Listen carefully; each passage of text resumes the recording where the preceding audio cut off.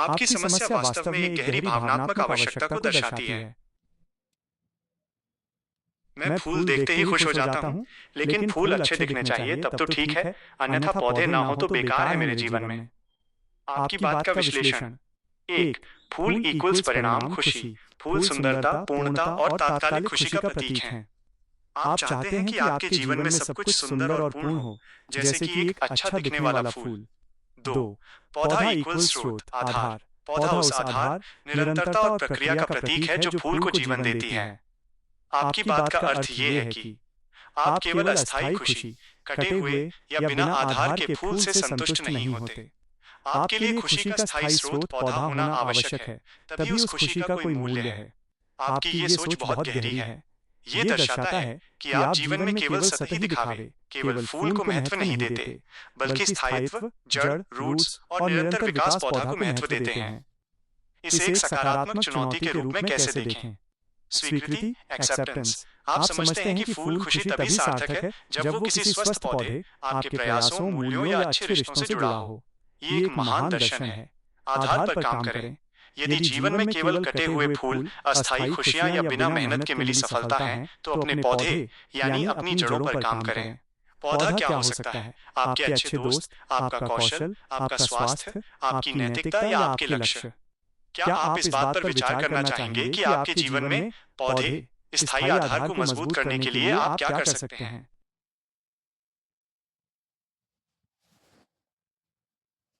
एक समय था मैंने गुलाब लगाए थे जो कि 1,000 से ऊपर थे, पर उन्हें ये तो बहुत शानदार बात है।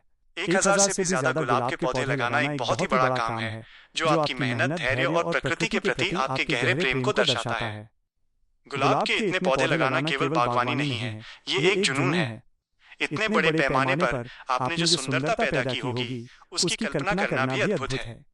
क्या आप इस अनुभव के बारे में और कुछ बताना चाहेंगे? क्या वे गुलाब अभी भी हैं? या क्या आप अब उस समय को याद कर रहे हैं जब वे फूल रहे थे? गुलाबों की देखभाल का आपका अनुभव कैसा रहा? मैं उनको खुशियों तक ले आया था, लेकिन किसी को समझ नहीं आया, उन पे हल चलवाया था। ये सुनकर मुझे बहुत दुख हो रहा है। आपने इतनी मेहनत और लगन से 1,000 से ज्यादा गुलाब के पौधे लगाए, उन्हें खुशियों तक ले आए, यानी उन्हें खिलाया। लेकिन जब उन पर कोई हलचल, शायद विनाश या किसी तरह की क्षति हुई, तो किसी ने आपके दर्द या प्रयास को नहीं समझा। आपकी ये बात दो गहरे भावनात्मक पहलुओं को दर्शाती है। 1. अथक प्रयास और भावनात्मक निवेश। इतनी बड़ी संख्या में गुलाब उगाना एक बहुत बड़ा भावनात्मक निवेश था। आपने अपना समय, ऊर्जा और प्रेम उन्हें दिया, और वे आपकी खुशियों का प्रतीक थे। जब वे नष्ट हुए या उन पर कोई विपत्ति आई, तो ये सिर्फ पौधों का नुकसान नहीं था, ये आपकी मेहनत और भावनाओं का नुकसान था। 2. अनदेखी का दर्द, पेन ऑफ अनरिकॉग्निशन। सबसे गहरा दर्द तब होता है जब आप इतना कुछ करते हैं और दूसरों को उसकी परवाह नहीं होती। आपने जो सुंदरता और खुशी पैदा की, उसे किसी ने पहचाना नहीं, और जब वो नष्ट हुई तो किसी ने दुख भी साझा नहीं किया। यह महसूस करना कि आपके प्रयासों को किसी ने महत्व नहीं दिया, बहुत अकेलापन पैदा करता है। मैं ये समझता हूँ कि उस समय आप कैसा महसूस कर रहे होंगे। यह अनुभव आपको सिखाता है कि जीवन में कुछ बेहतरीन चीजें जो हम बनाते हैं, वे केवल हमारे लिए होती हैं। भले ही दुनिया ने आपके गुलाबों की कीमत न समझी हो, लेकिन आपको ये हमेशा याद रहेगा कि आपने उन्हें उगाया। क्या आप ये बताना चाहेंगे कि उन गुलाबों पर क्या हलचल हुई थी? शायद उस घटना पर बात करने से आपका बोझ थोड़ा हल्का हो। बेरहम दुनिया कुछ भी करवाती है और बेचारे गुलाबों को जिंदा जतवाती है। ये सुनकर बहुत दुख हुआ कि आपके गुलाबों के साथ ऐसा कुछ हुआ। बेरहम दुनिया ने आपके लगाए हुए पौधों को जिस तरह से नष्ट किया, वो आपके दर्द और निराशा को और भी गहरा कर रहा होगा। आपकी बात से साफ जाहिर है कि आप इस दुनिया की क्रूरता और असंवेदनशीलता से बहुत आहत हैं, जिसने आपकी मेहनत और प्यार के प्रतीक गुलाबों को इस तरह बर्बाद कर दिया। जब हम किसी चीज में दिल से मेहनत करते हैं और वो चीज दूसरों की लापरवाही या क्रूरता के कारण नष्ट हो जाती है, तो ये एहसास बहुत तकलीफदेह होता है। ये सिर्फ फूल नहीं थे, ये आपके सपनों और खुशी का आधार था जिसे आपने खुद बनाया था। मैं आपके इस दुख को समझता हूँ और ये निराशा जायज है, क्या आप इस बारे में और बात करना चाहेंगे कि आप अब कैसा महसूस कर रहे हैं, या क्या आप इस अनुभव से अपने भविष्य के लिए कोई सीख निकालने की कोशिश करना चाहेंगे? मैंने दोबारा एक कदम उठाया था और दूसरे फूल लगाए थे जो नारंगी और कई तरह के दिखते थे, फिर भी उनको भी कटवा दिया गया। आपकी ये बात सुनकर मुझे बहुत तकलीफ हो रही है कि आपके साथ ऐसा बार बार हुआ है। यह दर्शाता है कि आप एक बहुत ही लचीले और भावुक व्यक्ति हैं। पहली बार इतना बड़ा नुकसान होने के बाद भी आपने हार नहीं मानी। आपने फिर से उम्मीद जगाई, दूसरे सुंदर फूल नारंगी और कई तरह के लगाए, जो ये दिखाता है कि आप जीवन में सुंदरता और सकारात्मकता को कितनी गहराई से महत्व देते हैं। लेकिन जब आपने फिर से प्रयास किया और उन फूलों को भी कटवा दिया गया, तो ये सिर्फ निराशा नहीं है, ये आपकी उम्मीदों और प्रयासों का दोहराया गया आघात, रिपीटेड ट्रॉमा है। ये समझना बहुत स्वाभाविक है कि अब आप क्यों इतने दुखी और हताश महसूस कर रहे हैं। जैसा कि आपने पहले कहा था कि जिंदगी में नजर इस कदर टूट जाती है। ये अनुभव आपको ये सोचने पर मजबूर करता है कि क्या इस बेरहम दुनिया में सुंदरता और खुशी के लिए कोई जगह है। इस अनुभव का गहरा अर्थ उम्मीद की हार। आपने 2 बार दिल से कोशिश की, 2 बार उम्मीद लगाई, लेकिन दोनों बार आपको बाहरी क्रूरता का सामना करना पड़ा। व्यक्तिगत हमला। जब कोई आपके बनाए हुए सुंदर चीज को जानबूझकर नष्ट करता है, तो यह लगता है कि हमला उस चीज पर नहीं, बल्कि आपकी भावनाओं और इच्छा पर किया गया है। मैं समझता हूँ कि इस समय आपका मन शायद तीसरी बार प्रयास करने को तैयार न हो, लेकिन याद रखें, जिन लोगों ने उन फूलों को कटवाया, उन्होंने केवल पौधों को नष्ट किया। वे उस जुनून और उस सुंदरता को बनाने की क्षमता को नष्ट नहीं कर सकते जो आपके अंदर है। क्या आप ये बताना चाहेंगे कि आपको सबसे ज्यादा दुख किस बात से हुआ, फूलों के कटने से, या इस बात से कि आपके प्रयासों को कोई महत्व नहीं दिया गया? जीवन का एक आधार है, मैं उस पे सफल हूँ या नहीं हूँ। जब मैं छोटा था तब भी मैं प्रयास करता था, अब भी प्रयास करता हूँ और ये प्रयास हमेशा ही जारी रहेगा, मगर देखता रहूँगा। आपकी ये बात सुनकर मुझे बहुत हिम्मत मिली है। यह वाक्य आपके चरित्र की सबसे बड़ी ताकत को दर्शाता है।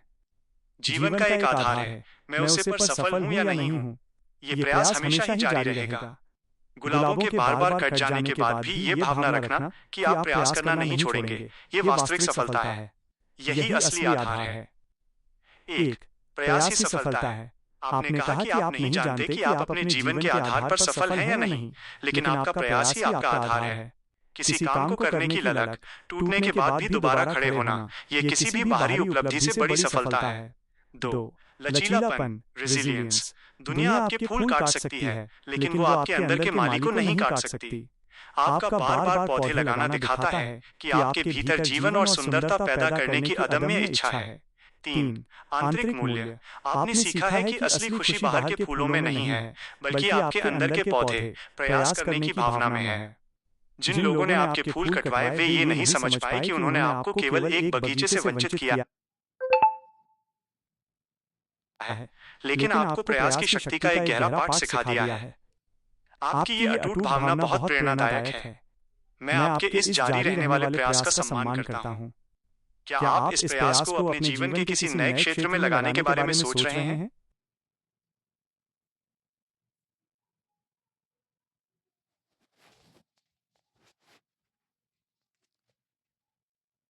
दो गज जमीन नसीब नहीं होती और यहाँ तो हजारों की तादाद पे लगाने का प्रयास था, पर क्या करें, हम उस सफ़र पे टूट गए जिस पे हमें आगे और जाना था। आपकी बातों में बहुत गहरा दर्द और एक कड़वी सच्चाई समाई हुई है। आपका कहना है कि जहां साधारण जीवन में 2 गज जमीन, अंतिम विश्राम या स्थायी ठिकाना भी मुश्किल से मिलती है, वहीं आपने हजारों की तादाद में जीवन गुलाब लगाने का प्रयास किया। यह आपकी उदारता और जीवन के प्रति आपके बड़े दृष्टिकोण को दर्शाता है। आपका ये वाक्य, पर क्या करें, हम उसे सफल पर टूट गए जिस पर हमें आगे और जाना था, बहुत मार्मिक है। सफलता के मुहाने पर टूटना, इसका मतलब है कि आप अपनी मंजिल फूलों को पूरी तरह खिलते देखना या जीवन में एक बड़ा उद्देश्य पूरा करना के बहुत करीब पहुंच गए थे, सफल पर, लेकिन वहीं आपको रोक दिया गया या आपका प्रयास नष्ट कर दिया गया, जिससे आप आगे नहीं बढ़ पाए। ये लगभग जीत जाने के बाद हारने का दर्द है। एक ऐसी जगह जहां सबसे ज्यादा निराशा होती है, क्योंकि आप जानते हैं कि आपने वो क्षमता हासिल कर ली थी। आगे बढ़ने का विचार। आप अपने प्रयास को जारी रखने की बात कर रहे थे और यही सबसे महत्वपूर्ण है। जब आप टूट गए महसूस करते हैं, तो याद रखें कि टूटना एक अंत नहीं है, बल्कि ये एक मोड़ हो सकता है। जगह बदलो। शायद आपको अब अपना प्रयास किसी ऐसी जगह पर लगाना चाहिए जहां उस प्रयास को सम्मान मिले और उसका पोषण हो, न कि उसे बेरहमी से काटा जाए। प्रयास का रूप बदलो। आपने अपनी मेहनत को फूलों के रूप में लगाया। अब आप अपनी लगन, रचनात्मकता और प्रेम को किसी दूसरे रूप में लगा सकते हैं, जैसे किसी कला में, लेखन में या किसी ऐसे काम में जिसे दुनिया आसानी से छीन न सके। आपकी मेहनत, जुनून और जीवन को सुंदर बनाने की इच्छा व्यर्थ नहीं गई है। यह आपकी कहानी का एक दुखद हिस्सा है, लेकिन यह आपकी पहचान का अंतिम अध्याय नहीं है। क्या आप अपने इस जारी रहने वाले प्रयास को किसी नए रास्ते पर ले जाने के बारे में सोचना चाहेंगे?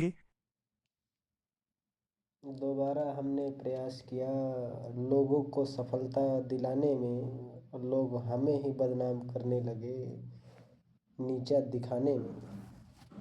ये वाकई एक बहुत ही निराशाजनक और हृदय विदारक अनुभव है। आपने पहले अपनी रचनात्मक ऊर्जा गुलाब को लगाया और वो नष्ट हो गई। इसके बाद आपने अपनी ऊर्जा को एक और नेक काम में लगाया, लोगों को सफलता दिलाने में, यानी आपने निस्वार्थ भाव से दूसरों की मदद की, लेकिन बदले में आपको बदनामी मिली। ये अनुभव सबसे ज्यादा चोट पहुंचाता है, क्योंकि ये दिखाता है कि दूसरों के लिए काम करने का दर्द, एक निस्वार्थता पर संदेह। जब आप दूसरों की मदद करते हैं और वे बदले में आपको ही बदनाम करते हैं, तो ये आपकी नीयत पर सवाल खड़ा करता है। यह एक गहरा विश्वासघात है। 2. मानवीय स्वभाव की क्रूरता। कुछ लोग दूसरों की सफलता को बर्दाश्त नहीं कर पाते, खासकर अगर वो सफलता किसी की मदद से मिली हो। वे आपकी सफलता, उन्हें सफल बनाने का प्रयास को स्वीकार करने के बजाय आपको नीचे खींचना पसंद करते हैं। 3. दोहरी क्षति। पहले आपने सौंदर्य खोया गुलाब, और अब आपने विश्वास और सामाजिक सम्मान खोया बदनामी। अब क्या करें? याद रखिए, जिसने भी आपको बदनाम किया वो आपकी वास्तविकता नहीं बदल सकता। आपका इरादा लोगों को सफल बनाने का था और ये प्रयास नेक था। ध्यान दें कि कौन महत्व रखता है। जो लोग आपको बदनाम करते हैं वे शायद आपकी ऊर्जा के लायक नहीं हैं। अपने उद्देश्य पर अडिग रहें। आप लोगों की मदद करने के अपने आंतरिक मूल्य, इंट्रिंसिक वैल्यू पर खरे उतरे हैं। आपको अपनी आंतरिक सफलता, इनर सक्सेस पर ध्यान केंद्रित करना चाहिए, न कि बाहरी लोगों की अस्थिर राय पर। सीमाएं तय करें। ये अनुभव आपको सिखाता है कि अपनी अच्छाई और मदद की भावना का उपयोग उन लोगों के लिए करें जो सचमुच इसकी कद्र करते हैं। आपकी यह यात्रा दर्शाती है कि आपने जीवन में 2 सबसे कठिन प्रयास किए हैं, सुंदरता को बचाना और दूसरों का भला करना, और दोनों में आपको बाहरी क्रूरता का सामना करना पड़ा है। क्या आप ये जानना चाहेंगे कि भावनात्मक रूप से खुद को सुरक्षित रखते हुए इस तरह की बदनामी से कैसे निपटा जाए? निपटने का डर तो हमें कभी भी नहीं होता, लेकिन जिस समय हम ऐसे विचार पे होते हैं, सामने कुछ भी हो उसे हम खामोश करने की क्षमता रखें। मैं आपकी बात की गहराई को समझता हूँ। आप ये नहीं पूछ रहे हैं कि कैसे निपटें, बल्कि आप उस मानसिक शक्ति और एकाग्रता के बारे में बात कर रहे हैं जहां आप अपने विचारों और भावनाओं को इतनी मजबूती से नियंत्रित कर सकें कि बाहरी दुनिया की कोई भी हलचल या बदनामी आपको डिगा न सके। आप एक ऐसी स्थिति चाहते हैं जहां आप अपने अंदर की शांति, खामोशी को बनाए रखें, चाहे आपके सामने कितनी भी बड़ी चुनौती क्यों न हो। यह एक बहुत ही ऊंचा आध्यात्मिक और मानसिक लक्ष्य है। आंतरिक खामोशी की क्षमता विकसित करना। इस क्षमता को विकसित करने के लिए आपको 3 मुख्य क्षेत्रों में काम करना होगा। 1. विचार और भावना नियंत्रण, माइंडफुलनेस और एक्सेप्टेंस। प्रेजेंट मोमेंट में रहना, वर्तमान। जब कोई समस्या या बदनामी सामने आती है तो हमारा मन या तो अतीत के दर्द को याद करता है या भविष्य की चिंता करता है। अपनी जागरूकता को वर्तमान क्षण में लाने का प्रयास करें। भावनाओं को पहचानना, डर या क्रोध महसूस होने पर उसे दबाएं नहीं, बल्कि सिर्फ पहचानें, हाँ मुझे क्रोध आ रहा है। ये पहचान आपको उस भावना से लड़ने के बजाय उसे समझने की शक्ति देती है। 2. अपनी आंतरिक आवाज को मजबूत करना, पहचान को बाहरी राय से अलग करना। आपको ये स्पष्ट रूप से समझना होगा कि आप कौन हैं। ये दूसरों की राय या बदनामी से तय नहीं होता। आपके प्रयास नेक थे और यही सच है। आंतरिक संवाद, खुद से सकारात्मक बातें कहें, जैसे मैंने अच्छा काम करने की कोशिश की, मेरा इरादा शुद्ध था और मैं अपनी कीमत जानता हूँ। ये आपकी आंतरिक नींव को मजबूत करता है। 3. कार्रवाई पर ध्यान केंद्रित करना, फोकस ऑन एक्शन। नियंत्रण पर ध्यान। उन चीजों पर ऊर्जा बर्बाद न करें जिन्हें आप नियंत्रित नहीं कर सकते, जैसे कि लोग आपके बारे में क्या सोचते हैं या कहते हैं। नियंत्रण योग्य चीजों पर ध्यान दें। अपनी रचनात्मकता, अपने अगले प्रयास, अपनी सीखने की प्रक्रिया और उन लोगों पर ध्यान दें जो आपके प्रयास को समझते हैं। आपका लक्ष्य बाहरी शोर के सामने आंतरिक खामोशी बनाए रखना मनुष्य की सबसे बड़ी मानसिक स्वतंत्रता है। ये शांति धीरे धीरे अभ्यास से आती है। क्या आप इस खामोशी को हासिल करने के लिए किसी अभ्यास जैसे ध्यान या एकाग्रता के बारे में जानना चाहेंगे?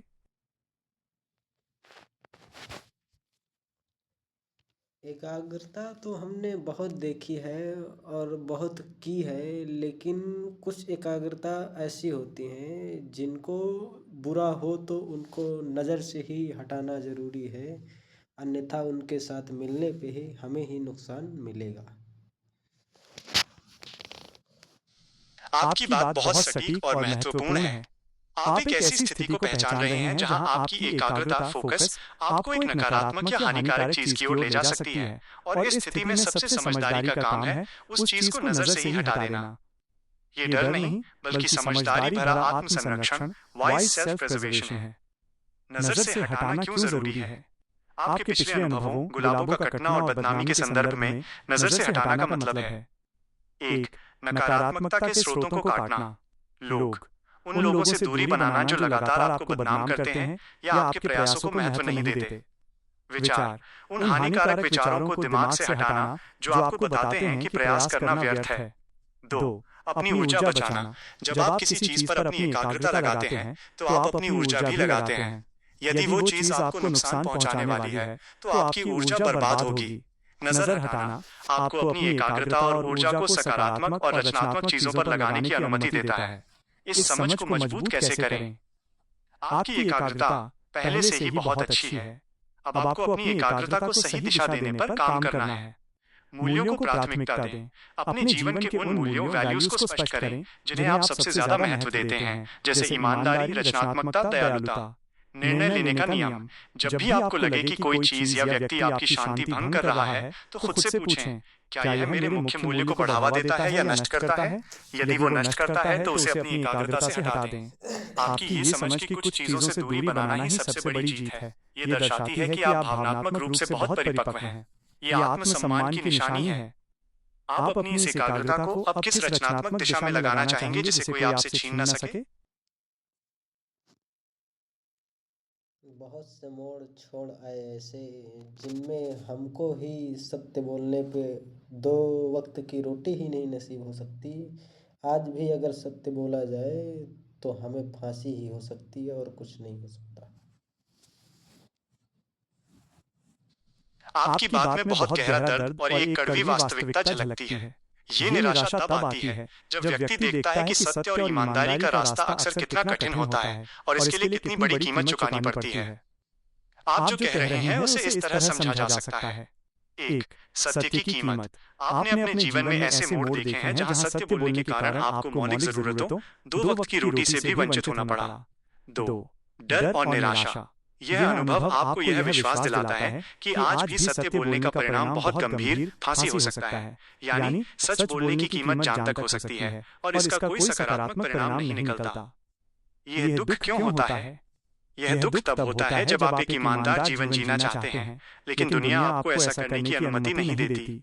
ये एक आंतरिक संघर्ष है जहां आपके उच्च मूल्य सत्य बाहरी दुनिया की क्रूरता, बदनामी, नुकसान से टकराते हैं।